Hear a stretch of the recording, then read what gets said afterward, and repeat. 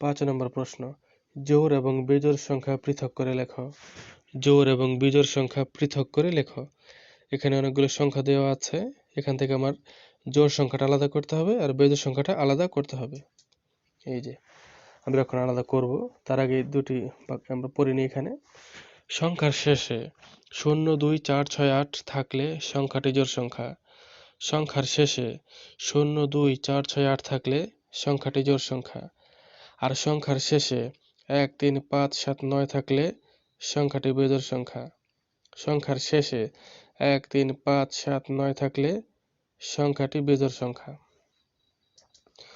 এই যে এটা হচ্ছে আমাদের প্রশ্ন, জোড় এবং বিজোড় সংখ্যা পৃথক করে লেখো। এগুলো সব প্রশ্নের মধ্যে দেওয়া আছে, বইয়ের মধ্যে দেওয়া আছে। এখন আমরা আলাদা করে লিখব। সমাধান, জোড় সংখ্যা লিখলাম, বিজোড় সংখ্যা লিখলাম। লেখার পরে এই জোড় সংখ্যা এটার বরাবর আমরা জোড় লিখব, বিজোড় সংখ্যা এটার বরাবর আমরা বিজোড় লিখব। জোড় সংখ্যা এটার বরাবর আমরা কি লিখব? জোড়। যেগুলো জোড় রয়েছে এখন আমরা খুঁজি। প্রথমে 2345, 2345 এটা কি জোড় না বেজোড়? এই সংখ্যাটার শেষে কি রয়েছে? 5। 5 এই যেখানে দেখি আমরা 1, 3, 5, 7, 9 থাকলে, অর্থাৎ 1, 3, 5, 7, 9 এই যে 5 এগুলো থাকলে হচ্ছে বেজোড় সংখ্যা। তাহলে এই সংখ্যার শেষে হচ্ছে 5 রয়েছে, মানে এটা হবে বেজোড় সংখ্যা। তাহলে এই 2345 এটা হচ্ছে বেজোড় সংখ্যা। এটা যেহেতু বেজোড় সংখ্যা আমরা এখানে লিখে দিলাম। এবার 5432 এটা দেখি। এটার শেষের সংখ্যাটা খেয়াল করি আমরা, শেষে রয়েছে 2।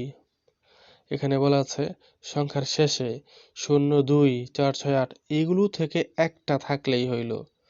এগুলো থেকে একটা, এগুলো থেকে কি রয়েছে এখানে? 2। এই যে 2, একটি সংখ্যা 2 রয়েছে, শেষে 2। তাহলে শেষে 2 থাকলে সেটা জোড় সংখ্যা। 5432 হবে জোড় সংখ্যা। এই যে জোড় সংখ্যা, এই জোড় সংখ্যার বরাবর লিখে দিলাম। এবার 8011, এবার এটার শেষে কি রয়েছে? 1 রয়েছে। এখানে আমরা দেখি 1 থাকলে, সংখ্যার শেষে যদি 1 থাকে 1, তাহলে সেটা হবে বেজোড় সংখ্যা। 1 থাকলে তাহলে 8011 এটা কি হবে? বেজোড় সংখ্যা। বেজোড় সংখ্যার বরাবর আমরা লিখে দিলাম, যেহেতু বেজোড় সংখ্যার শেষে 1 রয়েছে, এটা বেজোড়ের জন্য আমরা এখানে লিখে দিলাম। এবার 7010 মানে 7070, 7010, 7010 হচ্ছে 7010। যাই হোক, শেষে কি রয়েছে শুধু সেটা দেখব। শেষে রয়েছে 0। এখানে আমরা দেখি সংখ্যার শেষে যদি 0 থাকে, সংখ্যার শেষে যদি 0 থাকে তাহলে সেটা হবে জোড় সংখ্যা। সংখ্যার শেষে 0 এটা হবে জোড় সংখ্যা। সংখ্যার শেষে যদি 0 থাকে সেটা হবে জোড় সংখ্যা। তাহলে 7010 কে আমরা এই জোড়ের বরাবর লিখে দিলাম। এবার 11, এই সংখ্যার শেষে কি রয়েছে? 1। 1 তাহলে শেষে রয়েছে 1। শেষে যদি 1 থাকে, সংখ্যার শেষে যদি 1 থাকে তাহলে সেটা হবে বেজোড় সংখ্যা। এই যেখানে লেখা আছে 1, 3, 5, 7, 9 থাকলে বেজোড় সংখ্যা। এখানে একটা থাকলেই হইল, হ্যাঁ? তো 1 রয়েছে শেষে, এটা হবে বেজোড় সংখ্যা। বেজোড় সংখ্যা বরাবর লিখে দিলাম। এবার হচ্ছে এটা 9993। সবার শেষের সংখ্যাটা দেখি আমরা 3। 3 তাহলে সবার শেষে যদি 3 থাকে, এই যে লেখা আছে সংখ্যার শেষে 3, এই যে 3ও লেখা আছে এখানে, যদি 3 থাকে সংখ্যাটি বেজোড় সংখ্যা, তাহলে এই সংখ্যাটি হবে বেজোড় সংখ্যা। যেহেতু শেষে 3 রয়েছে এই জন্য বেজোড় সংখ্যা হবে, আমরা এই যে বেজোড়ের বরাবর বসিয়ে দিলাম। এবার এটা হচ্ছে 1005, সবার শেষে রয়েছে 5। 5 যদি সবার শেষে 5 থাকে, এই যে লেখা আছে সংখ্যার শেষে 5 থাকলে হবে বেজোড় সংখ্যা। যেহেতু 5 রয়েছে তাহলে পুরোটাই হবে বেজোড়, এই জন্য আমরা এখানে লিখে দিলাম 1005, এই বরাবর লিখে দিলাম। এটা হচ্ছে 3333। 3333 এটা সবার শেষে দেখি 3 রয়েছে, সবার শেষে 3। শেষে 3 থাকলে কি হয়? এই যে লেখা আছে সবার শেষে 3 থাকলে বেজোড় সংখ্যা, এই যে বেজোড় সংখ্যা, তাহলে এই সংখ্যাটা হবে বেজোড়, এই জন্য আমরা এখানে লিখে দিলাম বেজোড় সংখ্যার বরাবর, এই বেজোড় সংখ্যার বরাবর লিখে দিলাম।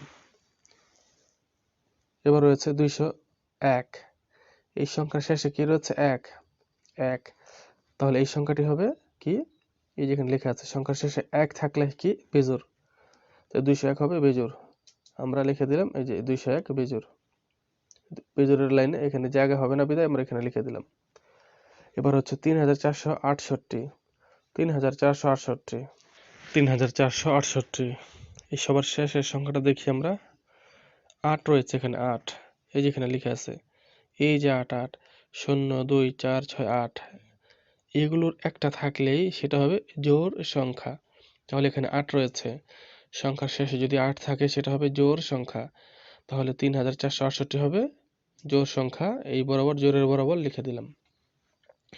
এবার এই যেটা 5780, এটাকে আমরা কি করব, শেষের সংখ্যাটা দেখব। শেষে রয়েছে 0, এখানে বলা আছে সংখ্যার শেষে 0 থাকলে সেটা হবে জোড় সংখ্যা।